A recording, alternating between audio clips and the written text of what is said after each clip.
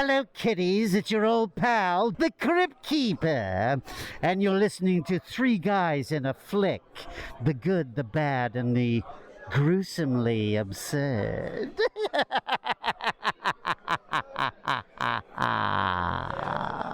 Ladies and gentlemen, please take your seats. The show is about to begin. You need to listen to me. The world's a hungry place, a dark place. I've only met 2 or 3 people like us. They died. When I was a kid, I bumped into these things. I don't know about magic. I always called it The Shining.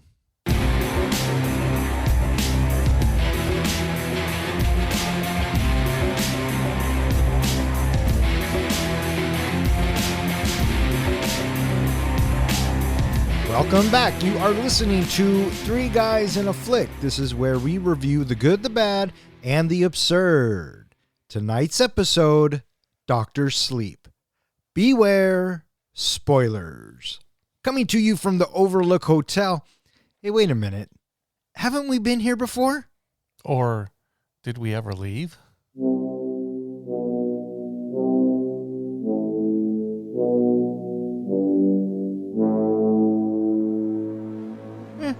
My name is Don, and to my right we have our comic book guy, John. Great party, isn't it? And to my left we have the professor, Ken. Hello there. How you guys doing tonight? Groovy. Great. You? What about you? How are you doing? Tell us now. I'm doing just fine. When you say just fine, is it that you're in the middle of fine, or you just barely crested into the bottom of fine? I think I'm in the middle of fine. Or are you closer to fine? No, I think I'm in the middle. Okay. I'm in the middle of fine. You know what fine stands for? Fucked up, insecure, neurotic. Emotionally? And emotional. Yeah, so I'm right in the middle. I'm fucked up and insecure, but not quite neurotic and emotional just yet. So, there you go. Tonight we are talking about Dr. Sleep. Dr. Sleep comes to us from one of our listeners, Edwin. He hit us up and suggested this movie. So, this one's for you, buddy. Hope you enjoy it. Released on November 8th, 2019, Dr. Sleep was directed by Mike Flanagan. Screenplay by Mike Flanagan. Based on the book Dr. Sleep by Stephen King. And it stars Ewan McGregor, Rebecca Ferguson, Kylie Curran, Cliff Curtis, and a bunch of other actors. How'd this movie do, Don? This movie was made for $55 million and looks to have brought in $72 million. So I don't know if I would call that a success. Well, it was really passive in the box office. In week 1, it opened at number 2 behind Midway. And then in the second week, it dropped to number 6. And that was the week that Ford versus Ferrari came out. And then after that, it fell out of the top 10. Welcome, Frozen 2. That was the new box office giant. And then by the fourth week, Knives Out opened up. And so it just didn't stand a chance. Oh. Have you seen this before? No. What about you there, good sir? I did not see it in a theater, but I had seen it once before. Yeah. And I think I actually saw this movie before we saw The Shining and we reviewed The Shining, so I hadn't seen The Shining yet. Oh, interesting. Very So I was interesting. a little backwards. That's really upside down. Mm-hmm. Yeah, but I mean, is what it is, right? I remember when this came out and I wanted to see it, but I never saw it in the theater, so I watched it on a plane, flying back from somewhere, and I really liked it. So when it came out, I bought it. So You bought it when it came out? Yeah. Really? Yeah. Huh. Yeah. I was impressed. Really? Yeah. Because I just feel like this doesn't have much audience appeal to it. Unless you have a direct correlation straight back to The Shining and you are eager to pursue that story arc again. I just think that it is not something that's going to pass on word of mouth easily. Saying, oh, you should check that out. I can see why. I personally told people to check it out. So, but you're right. You got to have a soft spot for The Shining because they definitely like to touch that spot. Which is always nice when they touch that spot. Now, Mike Flanagan, I feel like he was put in kind of a tough spot. And I personally think he did a good job of it in that he's dealing with Stephen King and he's also dealing with the Kubrick movie. Which side does he lean more to when he's making this movie? Does he focus more on the book, which would make Stephen King more happy? Or does he focus on honoring the movie, the original Shining movie by Kubrick, and which really pissed King off originally.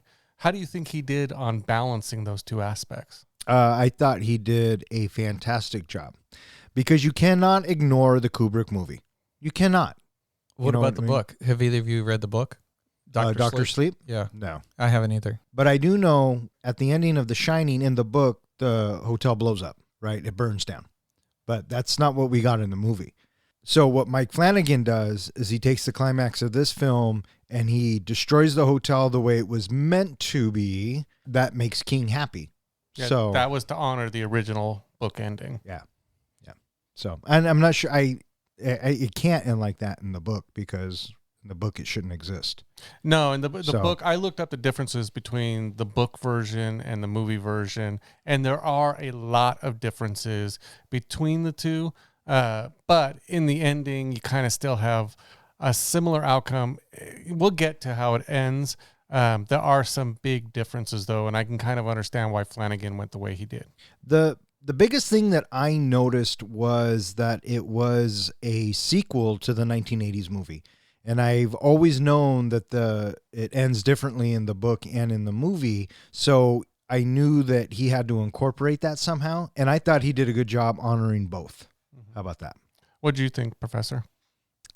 What, comparing it to the book? Well, leaning towards how do you think he did representing King as well as representing the original movie that we reviewed? Very pedestrian.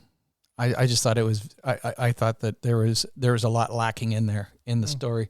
For a 2.5 hour movie, I thought that several of the characters should have been fleshed out more, and I was surprised how little of that we got.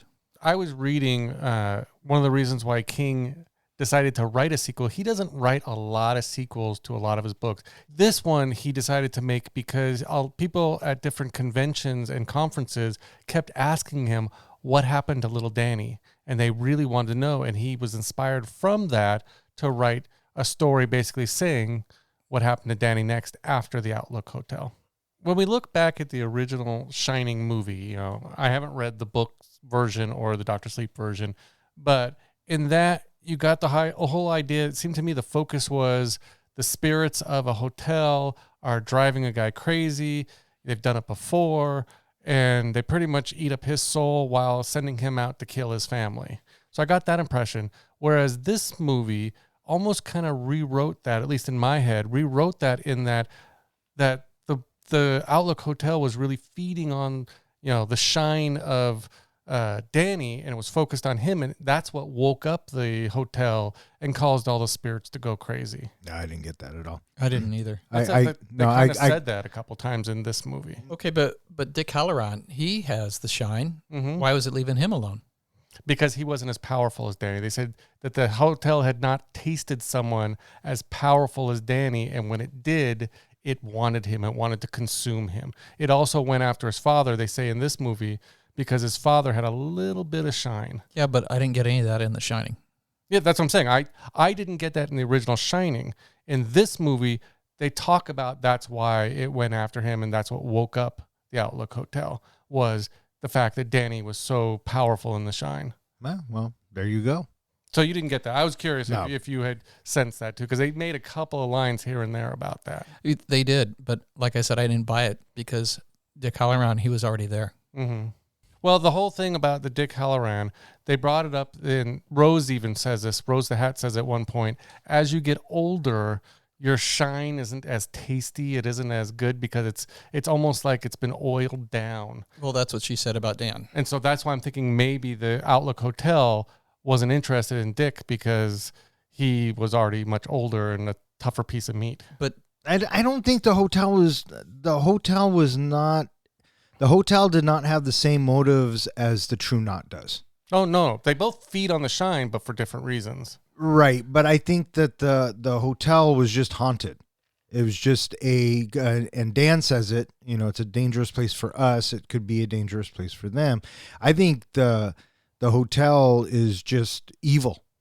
And well, the way of course it's going to be drawn to Danny because he is so powerful, but we don't know that in the first movie, and really we don't need to know that in the first movie. And so if they tell us this in this movie, great. awesome. But overall, I think that the hotel was just evil. It was just an evil being. Well, spirit. The way I took it, and I was trying to get into the head of Stephen King, was that the True Knot fed on the shine to basically become immortal, to extend their life. It was almost like sucking out someone's life force. Whereas the Outlook Hotel and all the spirits were within are dead, and they're craving life force. They're craving, basically, almost for the same reason, they want to feed on live people's life force, not to extend their own lives, but just to feed on life itself. So let's talk about this cast. Ewan McGregor. Is this number 3 for us in Ewan? What was the second one? Moulin Rouge. Yeah. Big Fish. Yeah, so this is number 3. He's kind of becoming a staple of the Three Guys as well. Hello there. What'd you guys think of Ewan? He was very likable for me, and I got to say that he was my anchor for the movie. He really helped carry the movie along for me. Yeah, absolutely. Absolutely. What about you? I thought he was really well cast in that one of the reasons why he got this role is because he's a recovering alcoholic. So to have a recovering alcoholic play somebody who's a recovering alcoholic, it was almost like it was a role written for him. Rebecca Ferguson, Rose the Hat. What'd you think? She was cool. You know, I know her from, Mission Impossible. And then what was that other one that she was in just recently? Oh, Dune. Yep. And The Greatest Showman. And The Greatest Showman. That's 2 for Rebecca Ferguson. What the? I thought Rose the Hat stole the fucking show. She was my favorite part of this fucking movie. She was always good when she was on screen. Yeah, she was so... Creepy. No, she wasn't creepy. I think Seductive. she had some creepy moments, I thought, with some of the kids. The way you're right, she kind of seduced them in and basically made them feel comfortable and everything, and then tortured the shit out of them. Yeah, well, I mean, you got to feed, right? Mm-hmm. I felt she reminded me of Azazel. A little bit. That was the name of the cat. Did you catch that? Sort of. The cat is Azrael. Oh, fuck. Which is a whole nother thing. We'll go into the cat in a sec. Kylie, what'd you think of Kylie? Oh, Abra? Abra. I thought she was fantastic. I thought she was great. I thought for playing the age she was playing and the role she was doing, she did a pretty good job. I thought what I really liked about her character is, and Rose kind of brings it up at the end, is she played a character who was essentially a good guy, was basically on the light side, but she had a bit of darkness in her, and I liked the fact that she wasn't too beyond, playing up that darkness in her. Oh, sure. Yeah, I thought she was a strong character. The curious thing about this with the movie, though, was, is this supposed to be her story or Dan's story? Because the movie kind of flip-flopped back and forth on that, and I wasn't quite sure if this is supposed to be whose story this is supposed to be. Sure, I can definitely see that. It does. I don't want to call it tonal issues. I felt that this movie had some pacing issues while watching it, and I can definitely see how you would ask yourself, whose story is this? Because it's kind of split right down the middle. Yeah. So for me, I felt this is really Danny's journey. Did I say journey? Hey, dude, don't blow your load. Not yet. But I do feel that this movie is really Danny's journey, start to finish, but also kind of an origin movie for Abra, who I feel like they're almost setting up to go on to do something else in either another book or another movie, that they're building her up to be this big character. So it was like an introduction to her, but an origin and a finish for Danny. So Cliff Curtis, he plays Billy Freeman. I had a hard time trying to figure out where I knew him from, and I had to go look it up. And do you remember his face in another movie anywhere else? The Meg. Die Hard, Live Free and Die Hard. He was in Live Free and Die Hard, yeah. Is that what you were thinking of? No. Oh. He's been in a lot of stuff. Yes, I've seen him in a few things. I can't recall which ones. He took me back to, because the way he looked, he took me back to, he's Training Day, and they have the shotgun on Ethan Hawke there in the tub. Yeah. And he is the guy holding the shotgun, and all of a sudden he realizes that this guy has saved his niece from being raped. Right. Cliff Curtis, man. I really liked him in this. He was solid. And I broke my heart. My heart. You knew, well, we'll get to that. Yeah. So Michael Flanagan, he directed this. have not been familiar with this guy before, and I am pleasantly surprised that some of the things that he has done before are things that I haven't seen, but I have heard good things about. In particular, he is responsible for Midnight Mass. The wife speaks very highly of this show. And then before that, he also did Dr. Sleep. The year before that, he did The Haunting of Hill House. And then in 2017, he also did Gerald's Game. And these movies, these series, Midnight Mass, Haunting of Hill House, and the movie Gerald's Game, he uses the same cinematographer and the same music people, the Newton brothers. And so he has this troupe that he really likes to work with, which coincidentally also reflects in the cast. He has a reoccurring people that follow him around. Probably the strongest one that followed him around, which I was really surprised about, is Henry Thomas. He's been in a lot of Mike Flanagan's projects. Yeah. But yeah, the whole group, the True Knot, with the exception of Crow Daddy, all of those other characters have been in other productions of his. Oh, well. Yeah. Even his son, I think, is one of the True Knot. Oh, is he? Yep. Yeah. One of the things I read that Mike Flanagan is famous for, and he gets pulled into these movies for, is for his ability to really get you with the jump scare. Was there any points that you recall in this movie that you kind of jumped out of your seat a little bit? No, I didn't have any. I actually wrote down one for me, which was when they do the flashback to Jack and the axe on the door. I didn't see that coming, and it did freak me out for a sec. Oh, did it? It made me jump. So I was pretty proud that he got me with a jump scare. Nice. So I just want to talk a sec about The Shine. Did you guys, either of you, get kind of vibes of like Force, Star Wars type elements in this whole Shine thing? If you really thought about it, then yeah, you could. Because, I mean, it's all the same. Mm-hmm. You know what I mean? I just thought it was interesting that, you know, there's a kind of a light side and a dark side. You got good Shine users, you got bad Shine users. In Star Wars, it's either, you know, you're a pacifist or you're angry and you go toward the dark side. In this movie, the supernatural abilities are from fear, pain, and trauma and can be enhanced with that. And you've basically got the people who have the Shine and the people who seem to feed on the Shine, things like that. One of the interesting things I read is how much the Shine has appeared in other Stephen King books with other characters.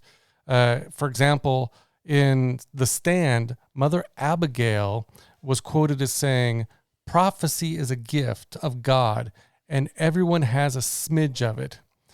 My own grandmother used to call it the shining lamp of God, sometimes just the shine." So going back and looking through his various books, you can kind of think of it this way, you know, being the idea of trauma and fear really either brings it out or enhances it. You got Johnny Smith from The Dead Zone. He had head trauma, and then all of a sudden he's clairvoyant and can see the future. You got John Coffey from The Green Mile, who's able to heal people. You got Charlie with, you know, her pyrokinetic ability in the fire starter. His father was also referred to as a pusher, so maybe either they had artificially enhanced shine or just artificial shine. You got Danny from The Shining and Dr. Sleep. You got Ellie Creed from Pet Sematary, who's able to speak to people in her dreams. And then I thought this was interesting, talking about the Losers Club in It. It is actually mentioned, and I believe Stephen King has even talked about this in an interview, that each one of them in the Losers Club had some degree of shine, and it was one of the reasons why Pennywise was drawn to them. So there's an example where Bill and Beverly communicate telepathically through the ritual of Chud. Stephen King points out that as they're actually using the shine to do that. I love how Stephen King, you know, uses that in his entire shared universe. Is it trivia time? Well, I got the questions if you got the time. In our continuing pursuit to crown a master of movie trivia, I have prepared a series of questions related to the movie we are reviewing this episode. Please wait until I finish each question before answering. In 1980, what did Violet say she was leaving the camper to go do? Look for flowers. Oh, fuck. I think that's it. I'll give it to you. It was Pick Some Flowers. Yeah. He's What? going to give it to you. What number is on the door that young Danny stops at in the Outlook Hotel? 237. The same one it was in the first movie? Yep, 237. What number ball does Danny grab during his bar fight? The A9 ball. Do you have a guess, Professor? 6. It was the number 13. 13. 13's also orange. 6 and 13 are orange. Oh, well. What movie is Andy watching in the movie theater? Casablanca. Very good, Professor. At Abra's party, what utensil is all over the ceiling? Spoons. Very good. What is the name on the side of Rose the Hat's RV? Annihilator. Rosebud. Winnebago. Vengeance. Oh, yeah, it is. When talking to Andy, how long does Rose say it's been since they offered anyone a deal? 40 years. Yeah, almost 40 years is what she says, so correct. How old does Andy say she is? 15. Very good. How much is the room that Danny is staying at when he gets to Frasier? $85. A week. Yeah, you both get a half point for that. What is the name of the cat? Ozzy. Azazel. It's Azzy or Azrael. Kind of an interesting thing about the cat we mentioned earlier is if you know who Azrael is the name of the angel of death, which is interesting because the cat can predict who's going to die. Now, on set, they had problems with the cat. So do you know what the nickname that Mike Flanagan gave to the cat? Asshole. Little fucker. Asshole was the name of the cat. Oh, does he get bonus points for that? I will give him a bonus point. Oh, for that. for fuck's sakes. How old was Dan when his mom died? 20. Yep, very good. And the final question. Finish the phrase. Eat well, blank. Live long. And Very- prosper. Very good. I want to actually say I think you guys tied this round, so that leaves Ken still ahead by 1. Congratulations, Ken. Whoop-de-doo, Basil.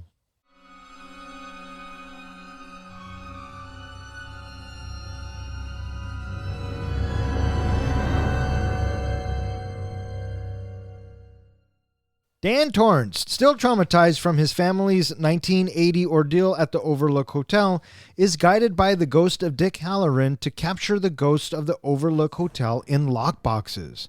By 2011, he has become an alcoholic to suppress his shining. After moving to a New Hampshire town, he recovers through AA, set up by his new friend Billy Freeman, and becomes a hospice orderly where he uses his shining to comfort dying patients, who nickname him Dr. Sleep. Meanwhile, the True Knot, a cult of psychics led by Rose the Hat, extend their lifespans by consuming steam, a psychic essence released by torturing and killing those who have the shining. In 2019, the True Knots are starving as steam has become increasingly rare. They torture a boy to death for steam. A young girl named Abra Stone, whose shining is even greater than Dan's, senses this. She telepathically alerts Dan about the murder, but Rose senses Abra in the process. Rose projects her consciousness across the country and infiltrates Abra's mind, but is physically injured by a psychic trap set by Abra. Rose sends the remaining members after her for steam. So I want to just mention one of the big differences between the book version and the movie version that we don't get in this movie version, which is in the book, it's mentioned that after the events of The Shining, Danny and his mom are basically living off of a settlement that they received, a really generous settlement that they received from the Outlook Hotel, from the owners. So that is what Danny is living on this whole time when he becomes an alcoholic and then drinks all the money away. So the movie starts and we get that famous score. And then we are... It also has a heartbeat in it. There was a lot of heartbeat in this one. A lot. Yeah, you roll your eyes when you say that, and I'm agreeing with you. There was a lot of heartbeat. But we start with this overhead shot, and we are introduced to Rose the Hat, and she is... It's Florida, 1980, and we're at this little campground, and we follow this little girl down to the waterfront. What did you think of this introduction to Rose the Hat? I pretty much was expecting this. It felt a little bit Frankenstein to me. That's exactly what I thought, too. the Frankenstein's monster is at this waterside when a little girl comes up with some flowers and he ends up drowning her. Yeah, I thought it was a good introduction. I mean, yeah, of course you were expecting it, but I thought it was really creepy how when the little girl would turn and There's Crow Daddy. all of them, And really. Then, and then she turns again, then they're all there. Yeah. And I thought that it was really effective, and I felt absolutely horrified for that little girl. So they did a really good job setting up the big bad in this fairly quickly. I thought it was interesting that, they grab her, and did she scream or did she not scream? Who knows? Because I'm thinking, and she didn't go that far from her campsite, did she? It was a cut. So, I mean, okay. who knows how far she really, Mm-hmm. yeah. Point is she dead. So She's not only dead, she got tortured and, mutilated because that's how they feed on that steam. yeah, but we don't know that yet. So going back and watching it again, you're like, oh man. Next, we are at the Overlake Hotel, and we're cruising around with Danny on his little trike again. So let's just get this out of the way real quick. Throughout this entire film, we keep cutting back to scenes from the original movie, and the director made the conscious choice to actually reshoot this stuff. So taking all of that into account, what did you guys think of the shining bits, starting with this one? He even went a step further, and he contacted the Kubrick family to get a hold of the original blueprints for the Outlook Hotel so that he could rebuild all those scenes the way they were from the movie. So I thought that was really impressive, and just seeing that old carpeting brought back memories of the original movie. So you like those scenes? I didn't mind them. I thought that the way he did it, the way he reshot them, even though it had different people, it felt very familiar, and it worked. And you were okay with the people that he got? Yeah. Okay. What about you? I didn't mind that they had different actors as opposed to using the original, having the original clips from The Shining. I was fine with having them recreate actors. I thought it was a nice little touch. Mm-hmm. It pays respect to Kubrick, and, it gives us something fresh. And I thought that the people that they got, the gal they got to play Wendy, the little kid they got to play Danny, and Henry Thomas, who they got to play Jack, I thought they all did a really good job. Did you know that Henry Thomas had to shave his head? No, I didn't know that. For the wig to fit right, to look like that Jack Nicholson character, to look like Jack Torrance, he had to shave his head. Well, I just wanted to point out that all of a sudden we realized that as the shrivelly old lady comes at him, he wakes up and it's just a nightmare. And then he gets up, and then when he gets up, there she is again in the bathroom, and we don't see her necessarily, but we know that it's her, and he suddenly backs out, and then there's Mom right there by his side. What are you doing out here? Why are you out here? Yeah. Isn't this also where he pees himself? Yes. Yep. Clearly this kid is traumatized. Yeah. He's got a gift that he didn't ask for, and he doesn't know how to use it. Well, worse even, he thought, when leaving the Outlook, you're leaving it all behind. But no, these ghosts are following him no matter where he goes. Yeah. They're his memories. And then I really thought that it was very comforting to have Dick Halloran come back into his life and continue to talk to him. Even though he's already passed on, he can sit and have conversations with Danny. I thought that was a really interesting piece to put into the story arc so he can help Danny with his shine. Right. And it's giving us more information about the ability, which I guess you could say was kind of glossed over in The Shining. But, we're getting a little bit more information. And I thought it was a nice touch bringing Dick Halloran back too, kind of as his guide. I mean, his shine ghost, like a force ghost. If you have to look at it that way, yeah, you could definitely make the comparison. Mm-hmm. But I thought that the conversation that they have on the park bench was very touching. And I thought that when Halloran says, shows him the box. Yeah, this is how I deal with it. Maybe it'll work for you. Smell it, touch it, feel it. Yeah. And so one of the things that they bring up is that people who have the shine, especially more powerful people with the shine, usually have some kind of specific ability where they excel at. And for Danny, we find out that he can talk to the ghosts. He can talk to supernatural people, and they're drawn to him. One of the interesting things, and I don't know if it's brought up here or brought up later by Dick, but there is a little bit of foreshadowing where he basically just spells things out saying, I'm going to help guide you like someday you're going to help guide someone else. Yeah. Back at home, they are watching television, and then all of a sudden, Danny looks down the hallway, gets up, goes straight to the bathroom. We see the woman in the tub, and he closes the bathroom door. And then the next shot you got is we are in the outlook maze in the snow at night, and we see the chest, the box that is quite similar to the one that Dick had showed him earlier. And then he comes out from the bathroom and he sits down with his mom. It's like, oh, okay. Yeah, and he says something. This is the first time he's talked since Right. the Outlook. Flash forward to New Jersey, 2011, and we see Dan has not aged very well, very gracefully. Yeah, and he wakes up from a night of debauchery. A one-night and- stand. Probably. And what'd you guys think of this whole bit? Him being drunk Dan and trying to get out of the house. We've all been there. Yeah, you turn around and there's this kid in the fucking hallway. I felt like this was supposed to represent his lowest point, his lowest moment. We're witnessing, obviously, he had a really violent fight the night before. I mean, beat the heck out of a guy with a pool ball.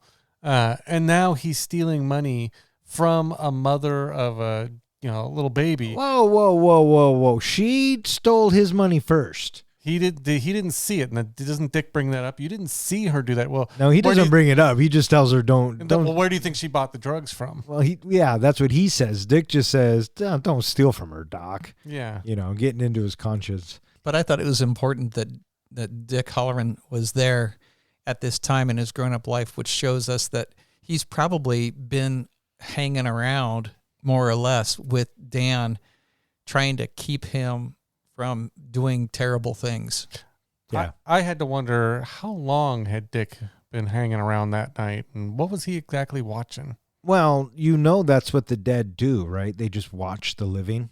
Mm-hmm. So use your imagination there, guy. Exactly. So we're introduced to Snakebite in the theater, which is she's just Andy at this point. And we have Rose the Hat and Crow Daddy sitting a few rows behind, kind of witnessing what looks like an older gentleman trying to get with a young girl that he met online. Yeah. Is that the impression that you got? He's a perv. Yeah. That's what was happening. Yeah. So, but she has this special power. She's a pusher. She can push. And she makes him pay. And I like how Crow Daddy's like, this is my favorite part. Watch this or this. And Rose doesn't seem too impressed at first, but then her interest really peaks. And they don't want to kill her. They want her to join the True Knot because they haven't had a pusher in a while. And then after that, we are introduced to Abra. Anniston, New Hampshire. And she's just a little one, and it's her birthday. Did you get right away that Abra was short for abracadabra? No, I did not. It wasn't until close to the end of the movie the first time I watched it. It hit me. I was like, oh. I thought it was interesting. A lot of times in these movies, kids have these abilities and they hide the abilities. This one, the parents knew right off that she was special and had these abilities. You're right. Usually the little kid or the whoever has to hide it, but now it's out in the open. Mm-hmm. So I really dug seeing all those spoons upon the ceiling. What the fuck? I know, right? Abracadabra. Because she told that fucker, I can do that too. And that little fucker's like, good for you, honey. You know what I mean? I knew all those spoons were going to drop when the parents were looking at her. Oh, yeah, for sure. Scare the shit out of her. When I was younger, my dad took me to a magic show in Vegas, and we sat up in the front row, and the magician eventually stopped the show to tell me to shut up, because every time he would do a trick, I would say, oh, this is how he did it. Oh, for fuck's sakes. Why does that not surprise me at all? Classic John. Classic John. And so, we are now in Fraser, New Hampshire. Because Danny needs a change of scenery. And this is where he gets off the bus and he goes to the park. Or He's just kind of wandering, aimlessly wandering. Yeah. Do you think the shine led him there, like he was supposed to be there? Who knows? When he gets off, though, more heartbeat. But this is where we meet Billy.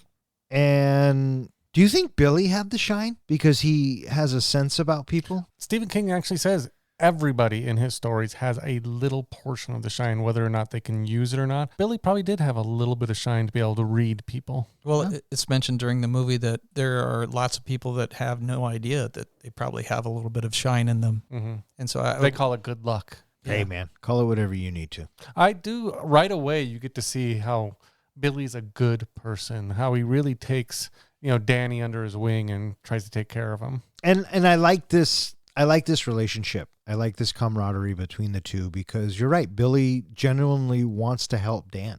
You know what I mean? And Danny's at that point where he needs the help. And he even does it after he gets him a place to stay and he's upstairs and he goes down to Billy's and he knocks on the door and he opens it up and he says, I need help. And so he goes to an AA meeting and this is where one of the doctors, Dr. John, more heartbeat. And Dan gets up and talks and does the whole AA thing and he shakes the doc's hand and then he goes to tell him. I thought this was an interesting bit. He goes to tell him about his watch. Where his watch is. Yeah, and the doctor's like, what the fuck, right? And then we cut to kind of like an interview process, and mainly because, well, he found the fucking watch and it was there. Did you notice what room he was in? I did not notice that. I read about it later, but I did not notice that. That was the first thing that stuck out to me. You know what it was? It was the fucking window behind the dock. Okay. It looked so familiar to me, but same as Professor, I had to read about it. So really? Tell the listeners. Yeah. It's the same office that Jack Nicholson was in The Shining when he was in for the interview. Yep. In the meantime, we get to watch this little ritual happen for Snakebite Andy, where she is given the steam of our little Violet from the beginning of the movie. I had to rewind it because I wasn't sure if I heard Rose the Hat say this one was called Violet, and that just kind of creeped it up just a little bit more. She didn't say that it was from Violet, but she says it smells like violets. Yeah, well, I mean, come on. And could it be any more clear? Yeah, pretty much. So one thing I didn't catch in that part, but I did catch in later parts, is that Rose the Hat's costume was supposed to have elements of all the kids that she's killed.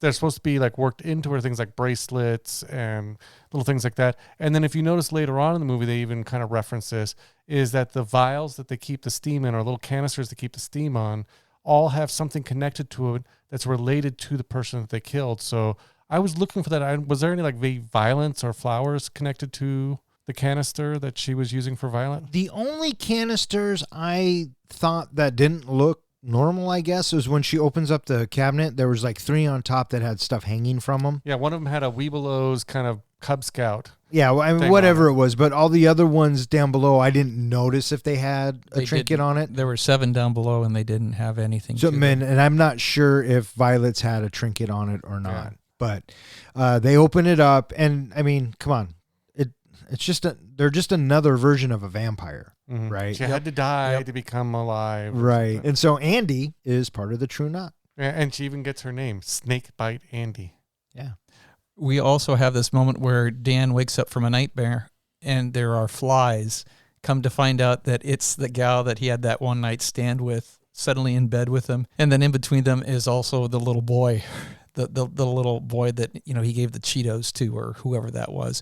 I don't know why that was put in there. Curious thing, but, talking about the bit about the flies that comes up at the end of the movie, I thought maybe it had something to do with that. But still, why would mother and son be dead? I don't know. I had a theory on that. My theory is that so much time has gone by that maybe that mother has OD'd and the kid ended up dying for whatever reason. And like I said earlier, the supernatural are drawn to Danny. So he is seeing these supernatural mother and baby. And it's his conscience. And I think his conscience has a lot to do with that too. But you do bring up a good point with the flies, and I think they are referred to as death flies because he brings it up later on talking about his mother at the end. And this is another thing that connects us to the Green Mile, in that these are supposed to be represented by the same flies that come out of John's mouth. We have a moment now where it's at night at the facility where Dan is working, and we watch Ozzy the cat run up to a door and pushes his way inside, and we get our first introduction to Dr. Sleep.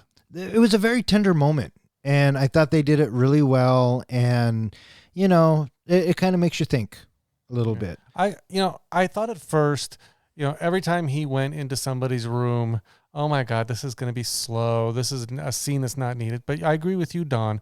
They were very, very touching moments, and it almost felt like, gave you the impression Danny has found where he's supposed to be, and he's found what he's supposed to do. And I'm glad that you said that, because we got that from this scene. Yeah. I don't think we needed to keep going back there. And I'm with you, Professor. I think this movie is probably 20, 25 minutes too long. He gets back home and we hear the heartbeat start up. And I knew the moment that we have the landlady showing the chalkboard wall, oh, this is going to be a communication device for sure. And absolutely, he comes in and he looks, hello. Yep. And he writes back, hi. Did you get the connection between Danny and Abra? You're going to have to rephrase. What do you mean, did I get the connection? Well, Why were they connected? later on in the movie, she refers to him as Uncle Danny. She tells him, just pretend to be my uncle. In the book version, it is revealed that one of the reasons why they can communicate between each other so easily is because Jack, Danny's father, had an affair with Abra's grandmother. And Abra actually is related to Danny. He really is her uncle. Cool. So that's just another one of those little book references that they kind of left out. But Flanagan worked it back in by that scene later on. Gotcha. Flash forward, it is 8 years later. We have 8 years of Dan, more or less turning his life around and leading a kind of sort of a happy, quiet little life. Yeah. And we also have probably at the same time the True Knot continuing on being the True Knot. Yeah, absolutely. And Dan's getting his 8-year sobriety chip, and he kind of gives it up to his dad and this, that, and the other. And when he comes back to his room, Abra has said hi again. Morning. Yeah. Yeah. And he even referenced, he goes, wow, I haven't heard from you in a while, pen pal. He says, been a minute, little pen pal. And then he writes back on the board, school, with a little smiley face inside. Right. Yeah. Get to school. Get to school. That kind of gives you the impression, too, that they have talked a lot, though, because he knows her schedule. He knows that she, is a young girl. He knows that she's obviously late for school. During this time, we are also exposed to a serious issue that is happening with Rose the Hat and Crow Daddy, that there is a dwindling supply of steam for them, and everybody is getting hungry. Yeah, the steam is depleting. Yeah, the world is a little less bright. Right. They blame it on cell phones, Netflix, drugs, they blame it on everything. And, as the world evolves and crumbles, so does the steam. And so there's a real concern going on in the True Knot. So they're constantly looking, and they're looking for someone who has the good steam. And this brings us to, I would probably have to say, this is probably one of the most disturbing scenes I've seen in a movie in a long time. And I'll even throw it up there with that splitting scene of Bone Tomahawk. And it's not because it's overtly graphic. It's because of the way it's played, the dialogue, the shot selection. And I'm going to give it up to that little fucking kid. That little kid can fucking act. You know what I mean?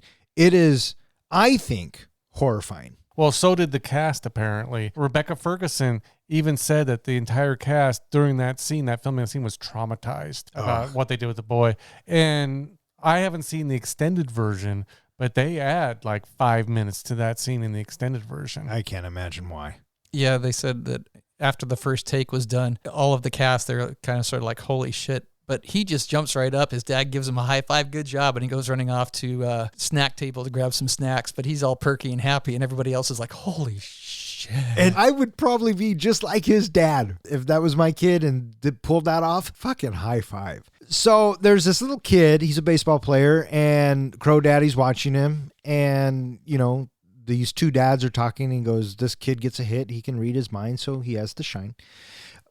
But I think the first question that I had, even watching it the first time, was what kind of parents make him walk all that way? And that was a big, long road. And there was cornfields. I mean, there was nothing there. Yeah. And how come no other teen parent could give him a ride home? Yeah, what's up with that? See, now I'm just getting angry because I know what happens to the fucking kid. Well, why wasn't his parents at the game? Why wasn't his parent? Okay, well, that one I can understand. But still, why not arrange for this kid to get home? I don't know why. I remember the first time I watched this movie and the van door opened up as the kid's walking. And the kid's like, no, I'm fine. I'll walk. And the van opens up the door and you see Andy and she's like, get in the car. And I thought, oh, well, he just thought she was cute and got in the car. I didn't get right away that she pushed him. Oh, yeah. Yeah, but that was her job. So we know as the audience, nothing good is going to happen. I honestly, in the first time I watched this, I was kind of expecting some kind of, Andy's character was going to turn on them, or Andy's character was going to have a come to God kind of moment where she was going to come back to the light side, and that maybe they were building a kind of a third storyline based around Andy. No, Andy turned out to be a real bitch. Yeah, I don't know what movie you were watching, but yeah. She was irredeemable from the start, I guess. Pretty much, yeah. So I guess it's a ritual, right? And they pin this kid down, and Rose the Hat says, the more scared you are and the more pain you have, the more pure the steam is. So they're mainlining steam. The kid asks, are you going to hurt me? And she's like, oh, yeah. Yeah. I mean, she's very upfront with him, which I think makes it even more horrifying. Well, here's something to think about. And Rebecca Ferguson talked about her character and her costume and everything. Did you notice that there was a big hat pin in her hat? No.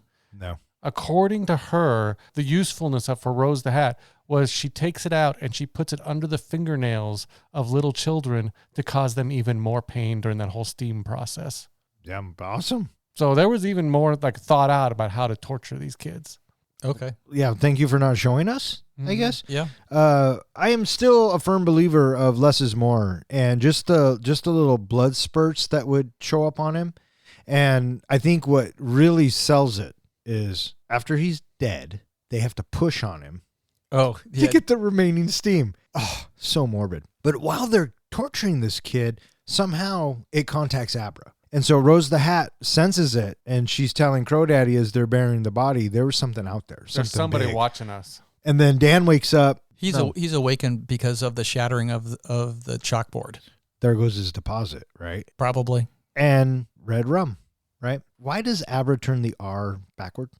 I thought the same thing because at first, we get it in the mirror that we see red rum. Then when they show it murder, you're right. The R is backwards, but maybe she pulled that from Dan's mind. She had to have. That's the only thing I could think of. She pulled it from a memory from his. So Dan responds to Abra's message with, "Hope you're okay, your friend Dan." Because he asks who was murdered, and she says baseball boy. And right. It kind of weighs on him a little bit. Mm-hmm. Abra goes downstairs the next morning. Hey, Mom, guess what? I made a new friend. And then we have that little reveal from Mother where she says, I know that your head of yours is like a radio station. And with that, we are exposed to a little bit of that radio station as she's sitting in school, filtering through all the different little comments that her classmates around her are making as she's cruising the internet looking for Baseball Boy. Abra finds Baseball Boy as a missing kid, and the heartbeat starts up again. And then we get that damn heartbeat again. And then she's able to flash and see the last several moments of things that were happening around that time of his death. And she's able to see the sign on the road. She's able to see faces. She's able to see the suffering that Baseball Boy is being tortured with. And eventually she's able to land where Rose is standing. Well, she also, I think the big clue, doesn't she also see that one of the True Knot, and I can't remember what his name is playing with the baseball mitt? Well, that's certainly one thing that's in the flash sequence that she's looking at, but it's not brought up until later when she's speaking to Dan. Yeah, because that ends up being the big thing that she uses to track them. Right. This is where Rose is in the grocery store. Yes. And Abra makes contact. And Rose kind of gets a taste of the power and how powerful Abra is. And then we get that hand reaching around to the back of Abra's head. Yeah. And then it's like, get out of my head. Yeah. I really appreciated this part because we're almost led to believe that, Rose is going to be our most powerful character in this movie. And even Rose is like, she is way more powerful than I am. Yeah, no, and I like that. I like that Abra gets the best of her a lot in a lot of this. It's a nice little change. Did you guys happen to notice Abra's house number? No. I did not notice it, but it was another thing I read. What was special about it? It's 1980. Yep. The year The Shining was made. So after the link is severed, not only does Rose and Abra have a bloody nose, but also Dan gets a bloody nose as well, and he's freaked out, and he asks Tony for help. Apparently, Tony plays a bigger part in the book in that both Abra and Danny talk to Tony. So I thought it was interesting that they kind of left that out as much as they did in the book or in the movie. Yeah, well, they had to leave a lot out. You know what I mean? So Rose comes back to camp, and she is seriously freaked out because of this incident that she has just had, that she just experienced with Abra. And I don't think she's experienced any challenge like this in a really long time. Well, I got the impression at first she's excited about it because she doesn't really think at this point that Abra's going to be much of a challenge, just that she's a powerful shine, that she's going to produce a lot of steam, in that now she's excited. It's not until their second meeting that Rose is really rattled. Yeah, but we have Crow Daddy, do we turn her or is she food? Which one is she going to be? And, she definitely did not want to try to turn her. No, she was going to be too powerful. Yeah. So, yeah, they wanted to keep her and torture her and get all the steam out of her. And so Abra communicates with Dan and says... she finds him sort of GPS-wise. And she shows up. And this is the bit where they sit down and have a conversation, and he goes, I like how they acknowledge that in today's world, a grown-ass guy talking to a little girl is going to raise flags. And she says, well, you're my Uncle Dan. Smart thinking. And then she gives Dan the information about the baseball boy and says, if you get me the mitt, then I can track him. I do appreciate, too, that we're still at the point with Dan that he's not ready to accept, his place in this world, and that he tells her, go home, hide your shine, and basically duck your head. And so he tells her they're going to come back. And this is the bit where Rose turns into Superman and flies. This is one of those bits where I don't know if Astral projection. Yeah, but did we need to see her go from point A to point B? I felt it was more like a Google Maps thing in that, when we see Rose flying, this is her basically pinpointing Abra's location, not just showing up and not knowing how she got there or where they are. She's actually seeing a navigational path all the way to Abra's house so they can show up. Yeah, we as the audience don't need that. What prompts Dan into action is he gets a visit from Dick Halloran at the hospital. And when he first shows up, we watched Dan, he puts his head down, and then we get a brief shot of a row of chests in the snow maze. Yeah. It's just like, oh, look at that, man. He's got a bunch of chests now. And then, it's Dick. And then, were you going to try to put me into the chest? Well, no, I'm sorry. Yeah, because he was getting ready. Right. Dan was like, come on, motherfucker, you're going in. And so with that, this is revealed to us that Dan actually has some badassery skills that he is able to, defend himself, if you will, which is going to be an integral part that allows us to believe in him as the story moves forward after this point, because before this, he's just a scared, timid person that wants nothing to do with his abilities. Yeah, yeah. And Halloran says, they're going to go after that little girl. You got to do something. You can't just stand by and watch this happen. Yeah, they eat screams, drink pain, and they've noticed that little girl, and they might kill her, they might turn her, or maybe they just keep her till she's all used up. And so this is where Dan tells him that he has a debt to pay, and he needs to pay it. And in the meantime, Rose the Hat visits Abra, and Rose the Hat thinks that she has the upper hand, and more heartbeat. Heartbeat. And you think that Rose is really gonna do something. She's being so crafty because she's so smug with herself. Yeah, but this is one of those moments that you were saying that they turned it. Yeah. Well, I love the idea that she comes in and she's like, she goes up to the card catalog that she's going to start going through Abra's thing. And she's like, mine is like, a cathedral. Mine's whole huge. And you're right. All of a sudden Abra turns around and they're in the cathedral. and Abra's actually going through her memories. Yeah, so Abra set a trap for Rose. She fell into it, and now Abra has been inside Rose's head. And then when Rose is able to escape, she falls off the fucking camper. She flies off that camper. And Crow Daddy's like, "What the fuck?" And she's like, "She got in my head." And now Crow Daddy is very concerned. And did you notice like her hand gets all beat up in the Mindscape sequence, and then in the real world it is torn up, like the skin is torn off it. So that looked like she was being shows degloved. you, it's the second time it really shows you that what happens in this Mindscape or what happens between them also happens in the physical world. Yeah, I mean, it's just like Nightmare on Elm Street. You die in your dreams, you die in real life. Chalk it up to that. There was something I didn't catch the first time I watched it, so I had to look for it the second time. But when we were in Abra's house, apparently on the refrigerator is a drawing of a rose, and on the shelf above Abra's bed, there's a rose, and her toys spell out the word hat. So I guess this was another couple of examples that Flanagan put in there as foreshadowing of Rose the Hat coming to the house. Huh, there you go. We have a scene now where Grandpa Flick is passing, and this freaks out Snakebite Andy because, hey, wait a minute, I thought we were supposed to live forever. No, I said that we would live a long time. But it was interesting listening to his history that Rose was going through.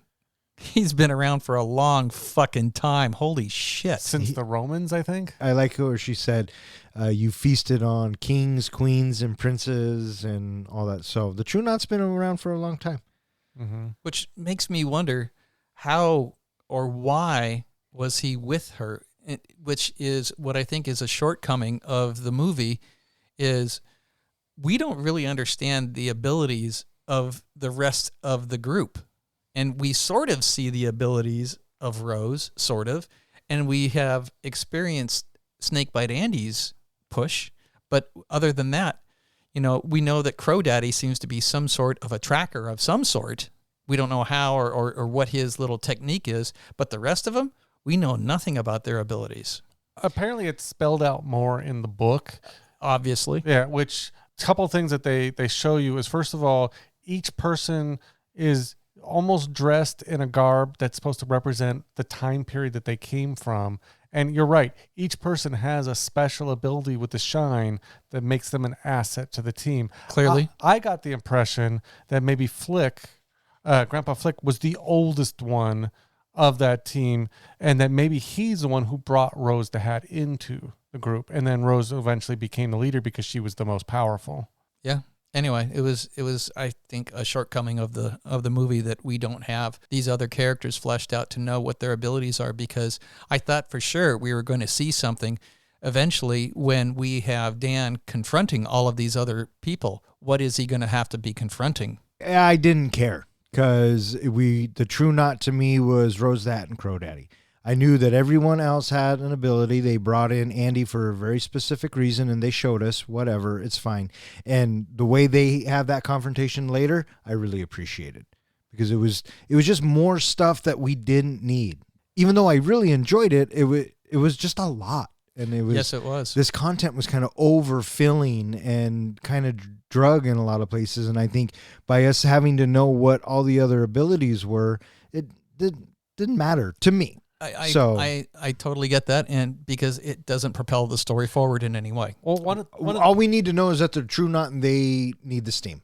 Yeah, that's how I see it. One of the biggest things I got from the scene was exactly what is said, which is they're not immortal, they can die, and they do have weaknesses in the fact that we see Flick die. And I thought it was an interesting way. I mean, they kind of had him, I don't know, he was kind of like changing into a corpse-looking thing every so often, like it was weird splurts all over the place. Yeah, kind of like when sunlight hits a vampire. Yeah, I thought that was kind of weird, but I thought it was so interesting. They're all so sad that he's passing.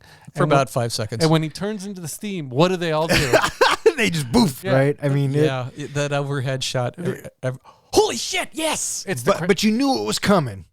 You had to know it was coming. Yes. I thought it was like when they put the crab legs out at the buffet in Vegas. Oh, there you go. And so now, because Halloran said you got to help her, Doc, Dan decides to go check on the little kid, and he enlists the help of Billy. And what a good fucking friend. You know, in the middle of the night, they get in the car and they drive off. And what I appreciated about this whole thing was as soon as Billy opens the door, Dan says, I need your help. But before I ask you for help, I need to tell you this story and I need you to try and believe me. And that takes a lot. You know what I mean? Mm-hmm. And even when they're driving and Dan is talking to Abra and Billy's kind of looking at him like, what the fuck? I thought that was kind of well, nicely he was played. Sleeping and he only woke up because Abra pushed Dan and he swerved the car. Right. But maybe I meant when they were coming back. Yeah. You know what I mean? But, and then Abra, what are all those boxes? Oh, stay out of there. In the head, yeah. Stay out of there. So they find the kid and they dig him up. And I don't know. This scene was kind of disturbing as well. Well, this was kind of, I think, Billy's big dialogue moment when he's telling the story of being a hunter and why he's not a hunter anymore. Because of the smell of death. Because of the smell. And he's like, and this is what I smell right now. And I like how Billy says, if you're wrong, then you're just crazy. But that I can deal with. That I can, I can wrap my head around. But if you're right, Dan says, it's way worse. And it really is. In the meantime, there should have been a counter, right? Oh, jeez.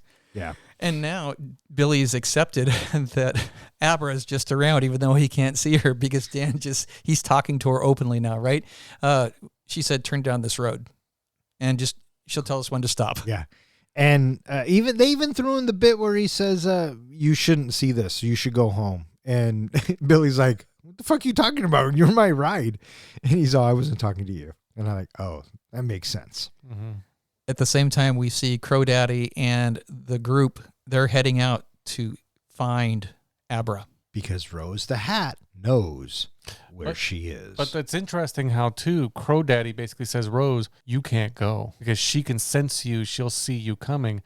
They haven't figured out yet that Abra is like one step ahead of them, going after that mitt because she doesn't need to go after Rose. She can track them via the mitt. I never felt that Abra was once a damsel in distress.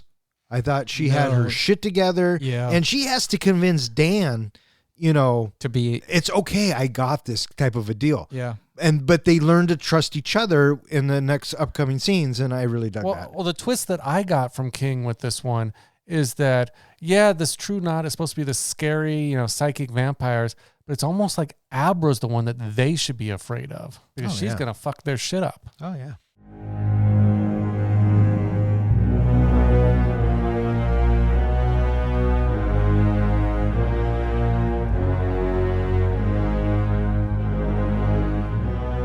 Abra informs Dan about the True Knot. Although he is initially skeptical about stopping them, he changes his mind and recruits Billy and Abra's father, Dave, to help. They successfully kill most of the group except Rose, but Billy and Dave are killed and Abra is captured by Rose's partner, Crow Daddy. Dan shines into Abra and saves her from Crow Daddy, killing him in the process.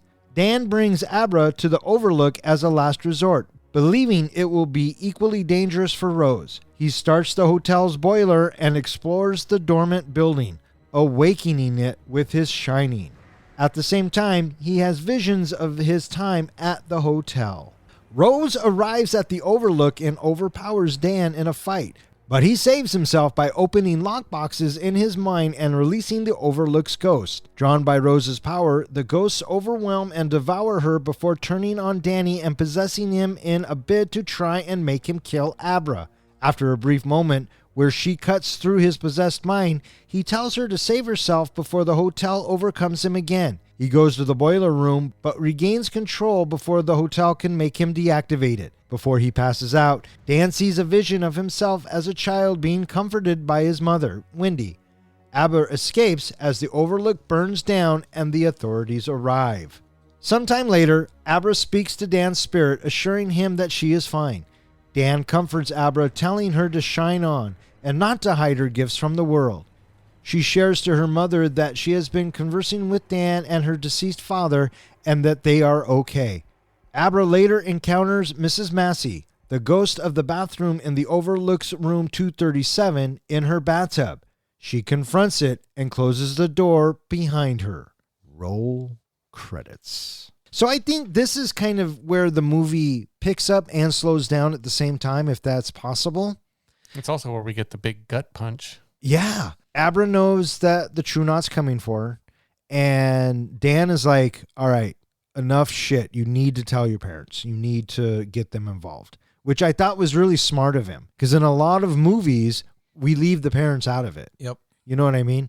And so, the dad reacts how the dad's going to react. And he comes outside and he's like, what the fuck are you doing with my daughter? This, that, and the other. And Dan says, I told you to show him. And she says, well, I told him. And you can see Dan going, that's not the fucking same thing, right before he gets hit, right? But Abra shows her dad what she can do. And obviously he's freaked out. But at least now he's on the side. And now they need to come up with a plan. And Dan has a plan. He's going to try a trick. And I like when Abra says, you mean magic? And she gets that smile on her face.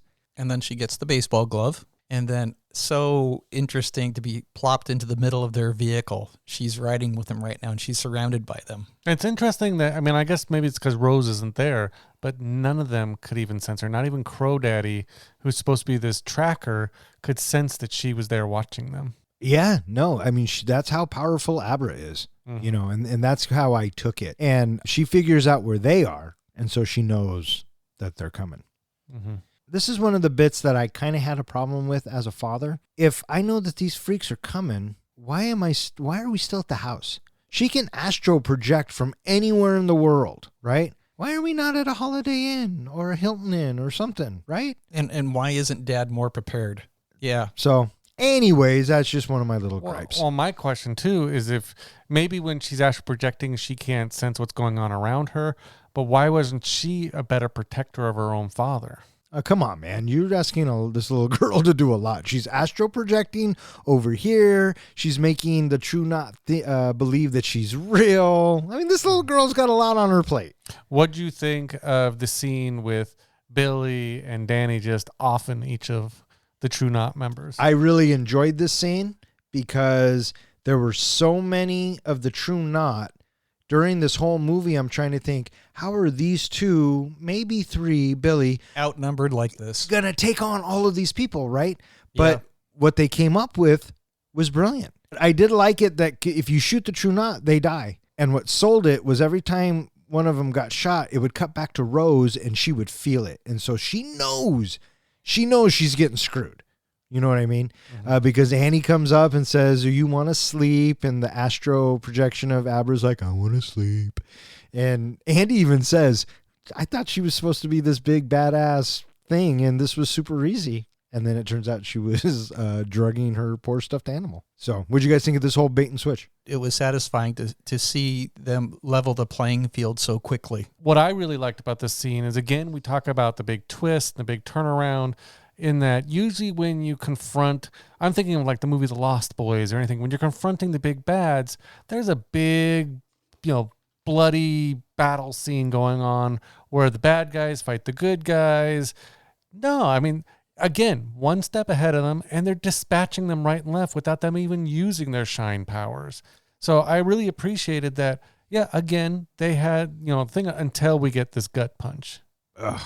I also enjoyed how everybody with the True Knot, from the True Knot, they all have handguns. Everybody has a gun. Yeah, well, they're not stupid.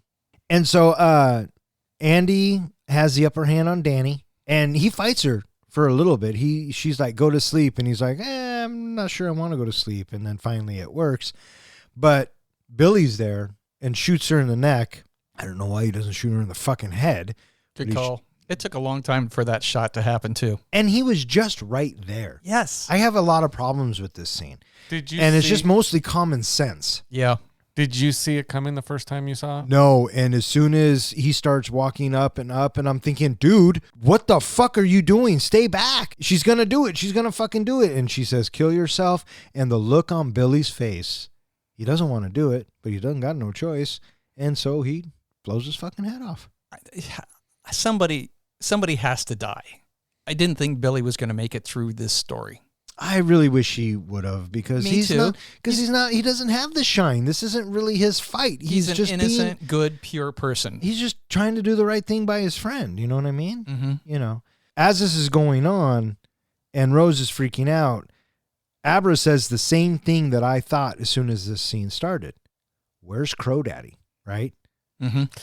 Crow Daddy killed Dad, stole Abra, and now they're on the move. She's all doped up in the van, waking up, and she can't hear or talk to anybody but Crow Daddy in the van. And this is a very interesting conversation between these two, I thought. Abra's kind of giving it back at him, the little attitude, and Crow Daddy's just kind of deflecting it. And then they start talking about the people that died, and Crow Daddy was like, a lot of good people died today, including your people and our people.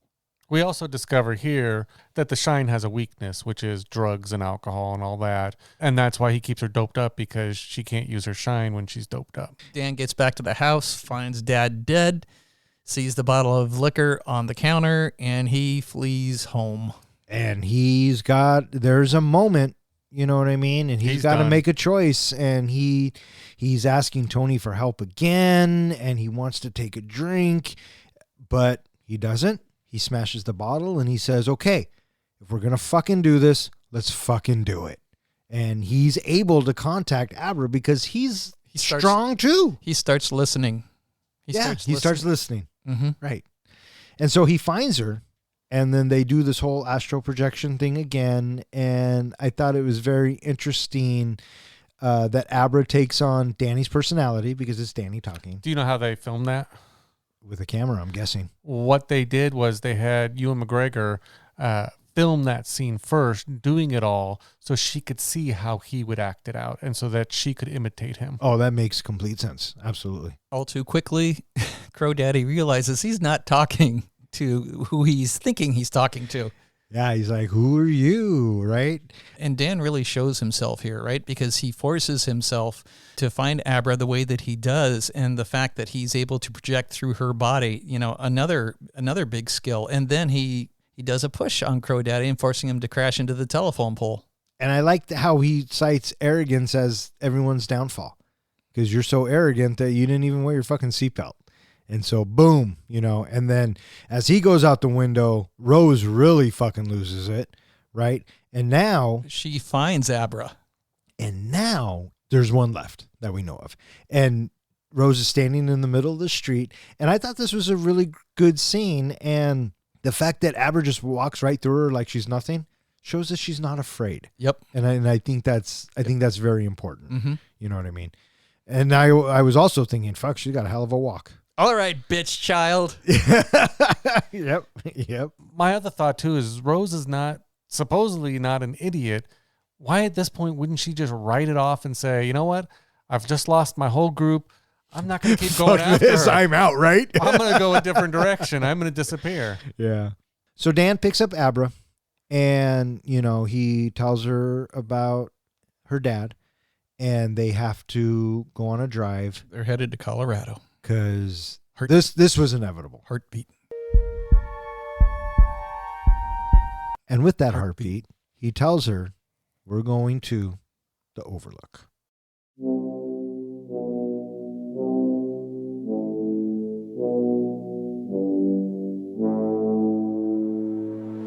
What'd you guys think of this whole thing? I like the moment during the car where, oh, it's my mom. What are you going to do? She's a dick to her mom. Hi, Mom. I love you. Click. Drops the phone out the window. And so they have this plan, and they go to the hotel. And, I think it's smart of Dan to say, you stay in the car until we get everything going, because this hotel's fucked. I like having the trip up to the hotel where they're at the gas station. And then we have the Shining intro music begins, and then we get the sweeping camera shots, but they're all now at night. Anyway, I thought that was a really nice touch. And I thought for the most part, a lot of the times the Shining nods were really fun. And this was one of them, because it's a beautiful shot, and with that score, it's awesome. But this is also the part where I thought it was a bit maybe too much. I mean, how many times do I need to see Danny walk around a corner and explore the hotel? We do this twice, because we do it when Rose gets there too. Though I appreciate it, I feel like at times it was a bit much. Absolutely. There was just too much leading up to what I thought was a really interesting scene, which was a scene I really liked, which was Danny sitting down with who we think at the beginning is going to be Lloyd the bartender. Yeah, but it turns out to be his dad. And they have this whole dialogue bit. What'd you guys think of Henry Thomas as Jack Nicholson? I thought it was fine. Yeah, I thought they pulled it off. I Yeah. thought they did a really good job with it. I mean, they got the hair right. They got the mannerisms right, Yeah. and they got the overall feel of it. So yeah, I thought the scene was pretty good. And what I really liked about it is he not only gave off a Jack Torrance vibe, but he also gave off the same Lloyd, the bartender vibe that when Jack was drinking there during The Shining. Oh, sure. And so Rose the Hat arrives. Yep. And they go inside to wait for her. And I thought this bit was a little bit anticlimactic. Well- And so now they're on the stairs and this iconic room that we've seen before, and the motions and the way the camera moves, very reminiscent. But instead of Jack walking up the stairs, it's Rose the Hat walking up the stairs, and Danny has an axe. He's Instead of gonna a baseball defend her. bat. Yep. And they kind of have it out. And I like the bit where Rose keeps calling him handsome. Did you like, too, the typewriter at the bottom of the stairs? Well, yeah, of course they had to have it. Yeah. I mean, they had everything else. But she keeps calling him handsome and keeps flirting with him. And she asks the question, how do we miss you? Yep. I was waiting for Rose to show some sort of terrifying power that she has, but it didn't necessarily reveal itself that way. No, she stabs Danny in the leg. With She- the axe. Yep, and she uses the fear or the pain to start getting steam from him. And I think Danny does this on purpose to bring her in. And then at the last Right, second, he right. says, now you get this. What I liked was how Rose was getting into his head and says, "Oh, you have all these boxes. What's in all these boxes?" And I couldn't even tell whether or not she was opening them or he was just saying, "Take them." No, he let her in. Their boxes and they're this, that, and the other. But mostly they're hungry. And so he opens them. Yeah. And then everybody comes out. And so that's what I thought too when I was saying earlier that all the ghosts come out and the first thing they see is Rose being the most powerful. She's the biggest meal, just like, Rose wanted Abra because she was the biggest meal. They go straight for her. Oh, I figure they went straight for her because she was right in front of him. Mm. Dan was already pinned down. So, but because as soon as they're done with her, they turn to him. Yep. Yeah. And I was So- thinking that immediately. It's like, dude, you got to leave right now. What the fuck are you doing? However, if he's squirting a pint of blood every minute, well, he's not going anywhere But fast. it's That's a good interesting point. that they didn't feed off of him. They just possessed him. The writing was on the wall. Mhm. You knew this was going to happen, and you knew that he was going to chase Abra, and you knew he was going to be going Abra like Jack was doing Danny. I mean, there was a lot of similarities there. I'm just shocked that they weren't out in the snow maze. What'd you think of the battle between Abra and Rose in the snow maze? I thought it was fine. A wee bit long. Well, Abra was But- kicking her ass. Well, yeah. Well, yeah, she was there. She was the distraction. I was just waiting for the moment where Rose would turn the opposite direction and catch her, Mhm. which is exactly what happened. Mm-hmm. Yeah. You know what I mean? Yep. So when we finally get Dan catch up to Abra, and he's got the axe in his hand, I was kind of sort of surprised that he was still able to move around, just because I figured he was probably dead from the blood, but maybe he's like a zombie thing or something like that. Oh, sure. As soon as you get possessed, all logic goes out the window. And then we get the whole trope of, Dan comes back and tells Abra, you got to run. Love It's brings him okay. Do your thing, but you got to get out of here. And she does. And Dan goes downstairs. And I like how Abra tells the ghosts, you're inside Dan Torrance. And you don't know Dan Torrance. But Dan Torrance knows this place. And what was the first thing he did? He righted the wrong from the Kubrick ending. He turned on the boiler to blow up the hotel or to burn it down. And so the authorities come, luckily, or Abra probably would have froze out there maybe. We fast forward to... I was surprised that Dan lived. He didn't live. He's dead. He's dead. He died. He was a force ghost at the end. Oh, He became Dick Halloran at the end to her. I figured he was still around just because he was still talking to her and such. Oh, I didn't take it as the Dick Halloran thing. Yeah. Because I thought there's no way he's getting out of that. I took it he was dead. The reason why I did that was because when her mom says, who were you talking to? She says, nobody. And then she comes out and she says, no, I'm lying. I'm talking to Dan. But she also references her dad. Right. And we know that he's dead. Right. So, So that's a good point. yeah. So the final shot of the lady in the bathtub, I sort of thought that, wait a minute, I thought you were supposed to be consumed by those flames, when the hotel went up. I chalk that up to just showing us one more time that Abra's a badass. That's all I took that as. And so the movie ends. So between the book The Shining and now the book Dr. Sleep, we only need one more book to create a trilogy like my favorite series. What series is that, John? No. Shh. And now it's time for John's precious moment. This is the point in our podcast where I take whatever movie we are currently reviewing and compare it to the greatest movie series ever made, Lord of the Rings. There are easily two ways I can go with Dr. Sleep this week, either focusing on Danny's journey or Abra's journey. Since then, he has struggled with everything that has happened as well as his own abilities combined with the issues passed on to him from his father. It's the ghost of Dick Halloran who helps guide him along his journey, making Dick our Obi-Wan. I mean Gandalf. Abra is a tough call. In some ways, she guides Danny, but in other ways, like I stated as well, she is also on a journey. She's protected by Danny, but also tries to protect him in return. Through their correspondence and Shine connection, I would say Abra closely fits our Samwise. She's probably the person Danny is closest to in the movie and the person who understands him the best, therefore the one that Danny can rely on most. Now you might think Billy is more of his Sam. I figured Billy was more of a Legolas because just like Legolas sees something in Strider, Billy sees something in Danny. And if you recall from the end of the Hobbit series, Legolas was sent to help guide Strider into accepting who he really was, Aragorn, and preparing him to become the future king. Billy too sees something in Danny to get him set up, provide a job, get him into AA, and stand by him throughout his journey. Gimli would be Dave Stone, Abra's father. Initially, he rejects Abra's abilities and Danny himself, but grows to become part of the Fellowship, although not happy about it.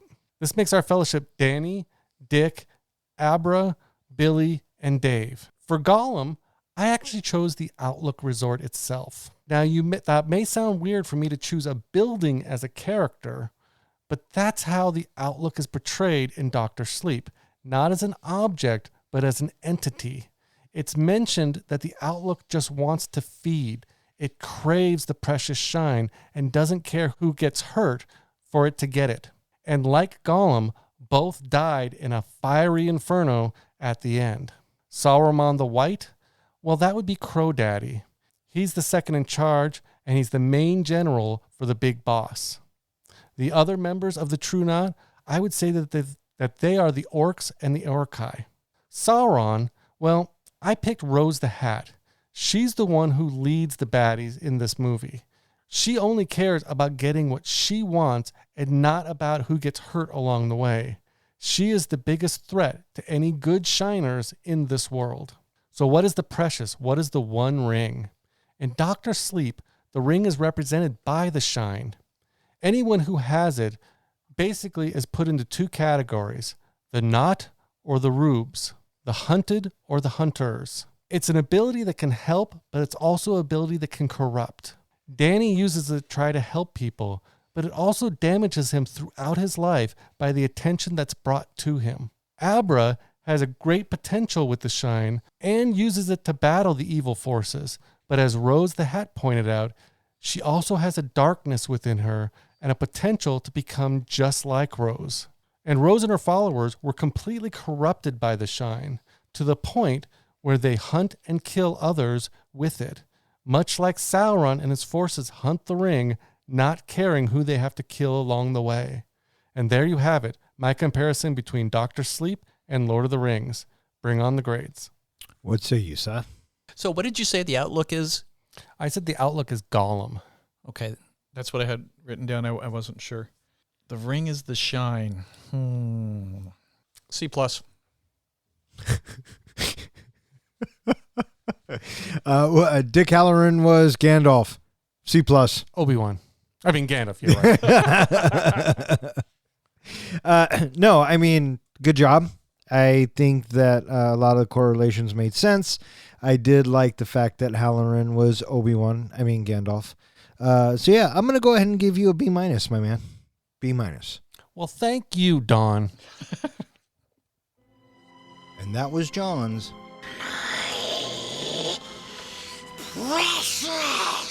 moment. All right, what do you guys think? You guys ready to rate this flick? I'm ready to rate this flick. John, are you ready to rate this flick? Shine on. Professor, how do we do our ratings? We do our ratings on a scale of 1 to 5 fucks. 5 fucks is a movie that we think is cinematic gold. Anytime somebody were to say to you, hey, you want to watch Dr. Sleep? Fuck yeah, I do. A 1 fuck movie is a movie where you've seen it, it's one and done. You're never going to see it again because you just have no desire to. And what's a 0?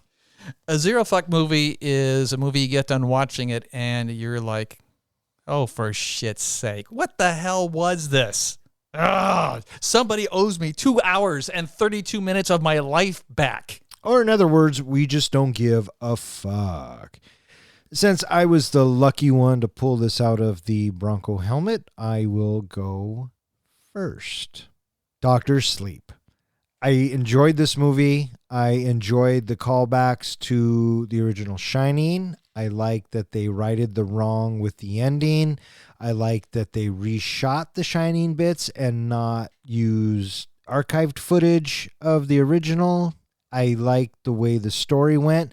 I felt this movie was kind of oddly paced. I thought that the score was good. That overlooked theme is always impressive.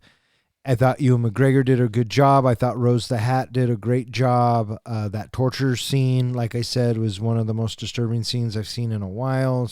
Overall, I did like it. I thought it was a good sequel.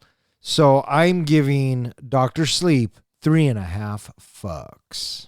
All right, 3.5 fucks. Fine, I'll go next. Stop staring at me like that. What the heck? You can't feel my shine? He was trying to shine you on. No, he was pushing.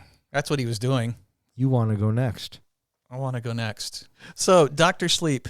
This is a movie that I had not seen before. So this is my first time. And if it had not come up in the pod, I don't think I ever would have watched this movie. It's just not something on my radar. Going into the movie, I had some hesitation because it's a 2.5 hour movie. Man, this better be good, right? Because I got to commit, 2.5 hours of my time to this. I felt comfortable going into it with Ewan McGregor and Rebecca Ferguson. These two characters that they have in the movie are good characters, and I think that they were developed well by Stephen King. The journey that Dan is on is something that I thought was developed well, and I appreciated having him come to terms with his ability to shine by the end of the story, and the fact that he was willing to accept that responsibility and to make himself shine brightly for the sake of the greater good. The greater good. We have Abra. Her character is a compelling character as well. It's disappointing that we have so much screen time between her and Dan, because I thought that, we have these two characters, and whose journey, whose story is this supposed to be? And having her in the story as much as she was, it was okay. And what I liked about her and her journey was her, I guess you could say, her sense of optimism. She was happy, she was confident, and she certainly seemed to carry herself well with a lot of, I don't know how else to say it, except for she had this confidence, this poise, this moxie that she had, which we didn't necessarily know why she had that poise or moxie, but it eventually shows it when she confronts Rose the Hat. The rest of the characters that were underneath Rose, as I stated earlier, I wished I could have had a little bit more about their abilities, but at the same time, since this is a really long-ass movie, I'm thinking there's just not enough time. There was a lot going on in this story, and the first third of the movie, we're jumping all over the place, getting to know what's going on in the lives of Rose and the life of Dan and where he's going with his life. The music, I thought that it was really nice having some of those original Shining pieces thrown in there. There was a fuck ton of heartbeats. I think that we could have cut back on those heartbeats probably a good 50% because it felt like that they were in there every 15, 20 minutes. Now they're in there because it's supposed to, give us a sense of dread or foreboding. And I get that, but I felt like that it was overused. And I wish that I didn't have as much of that as I did. I never really understood what her specific ability is and how she is this seemingly immortal person. What was it that she did that kept herself alive all of these years other than surrounding herself with other people? Once it was down to just her and Dan and they were confronting each other on the stairs, I was expecting her to do some sort of little voodoo, hoodoo, smoke and mirrors thing, other than just being able to, jump around and look for different people when she chose to do that. That was the only skill that I saw her having. So I was a little crestfallen with her supposed abilities because it didn't necessarily flesh out for me by the end of the movie. The movie ending the way that it did, I was appreciative of that, in the fact that it ends on more or less a happy place that Abra is in her life now, despite her father being gone. In the end, I think that this is a satisfying watch. I didn't necessarily know what to expect out of it. I expected a lot more jumps or horror-filled moments, and we do have horror-filled moments, but the tension that I watched in The Shining, I felt like was evident through at least 3/4 of the movie, and I didn't feel that tension nearly as much in this movie. But in the end, I'm giving this 3.25 fucks. 3.25 fucks from the professor. All right there, Rhyme Master Johnson. You're up. Would you rather me rap it? Oh, God, yes. Yes, Please, will you? Yes, please. Please? Yes, please. Please? Yes, please. Please? You got to give me a beat. Wait, how about just a heartbeat? And no, I'm not going to rap it. Before I start, though, you are on a hell of a streak. Would you like to guess what my rating is going to be? Top of my head, you are going to give Dr. Sleep Push it into his head. to 3 fucks. Is that what you're pushing me to say? 3 fucks. In the realm where dreams ignite, a film emerged, both dark and bright. Dr. Sleep, the title grand, unveiling horrors hand in hand. It echoes the tale of Shining's might, with glimpses of the past so tight. The overlook, a spectral lure. The secrets dwell, the souls endure. Danny Torrance, haunted by the past, his shining gift, a curse that lasts. With demons lurking, he finds his way. In the darkness, he'll have to stay. The band of travelers, they unite, feasting on essence, a dark delight. Their leader Rose, a mistress of dread, her hunger insatiable, a thirst widespread. A young girl Abra shines so bright, her powers fierce, a beacon of light. She calls to Danny, seeking his aid, to thwart the darkness, a price to be paid. The ending a twist, a bittersweet blend. Resolving the darkness, messages send, though it strays from King's original tale, homage and style, no details to fail. Performances strong, visuals grand, direction precise, a skillful hand. In this rhyme, my thoughts I reap, so for Dr. Sleep, 3 solid fucks I do heap. Ba-bam.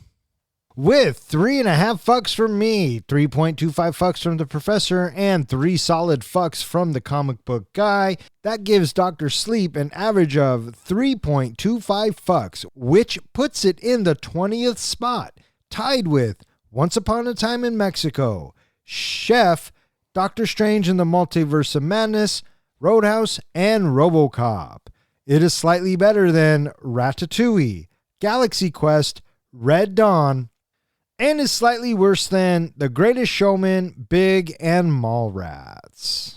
All right, that is going to wrap it up for this episode of Three Guys in a Flick. If you would like to know which movie we are going to be reviewing next, you can check out our website. And speaking of which, hey, John, where can they find us? Well, they can always find us at www.threeguysinaflick.com, where we go ahead and post all of our podcasts, our show notes from every episode, blog articles related to each show, and you have a place on there that you can go and you can submit what you would like us to review next. You can find us at all of social media and anywhere that hosts podcasts. All right, I just want to thank Zach, Ronnie, and Jill for listening. Keep on listening. Thanks, Zach. Thanks, Ronnie. Thanks, Jill. And I just want to send out a special thank you to Edwin for requesting Dr. Sleep. We had a lot of fun watching it and reviewing it. We hope you had a good time listening to it. I also want to thank anyone else who has listened and or requested a movie. If you keep listening, we'll keep recording. For Three Guys in a Flick, I'm Don. I'm John. And I'm Ken. Thanks for listening.